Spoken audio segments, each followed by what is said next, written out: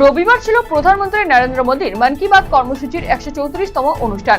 আর এই কর্মসূচি সাধারণ মানুষকে দেখবার সুযোগ করে দিলেন পূর্ব মেদিনীপুর জেলার কোলাঘাটের বিজেপি নেতৃত্ব। প্রধানমন্ত্রীর মন কি বাত অনুষ্ঠানে এদিন কোলাঘাটে বিজেপি কার্যালয়ে টিভির মাধ্যমে দেখানো হয়।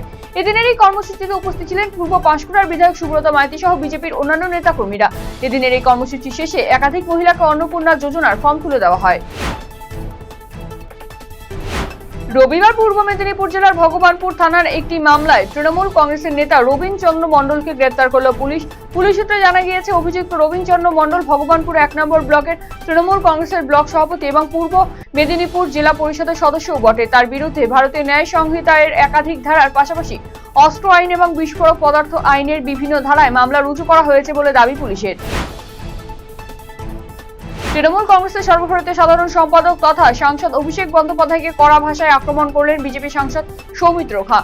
রবিবার সকালে নিউ জলপাইগুড়ি স্টেশনে পৌঁছে সংবাদ মাধ্যমের মুখোমুখি হয়ে তিনি অভিষেক বন্দ্যোপাধ্যায়কে নিয়ে একাধিক বিতর্কিত মন্তব্য করেন। শিলিগুড়ির লেক টাউন এলাকার জাগ্রত মহাশক্তি কালীবাড়িতে দুঃসাহসিক চুরির ঘটনায় ব্যাপক চাঞ্চল্যের সৃষ্টি হয়েছে।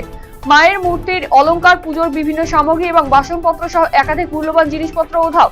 অভিযোগ, দুষ্কৃতীরা মন্দিরের দানবাক্স ভেঙে প্রায় 30,000 টাকা নিয়ে পালিয়েছে। পুরোহিতের দাবি, চোরেরা মন্দিরের প্রায় কোনো মূল্যবান সামগ্রী ছেড়ে যায়নি। এই ঘটনায় এলাকা জুড়ে তীব্র ক্ষোভ এবং উদ্বেগের সৃষ্টি হয়েছে। ঘটনায় খবর পেয়ে নিউ জলপাইগুড়ি থানার পুলিশ দ্রুত ঘটনাস্থলে পৌঁছে তদন্ত শুরু করেছে।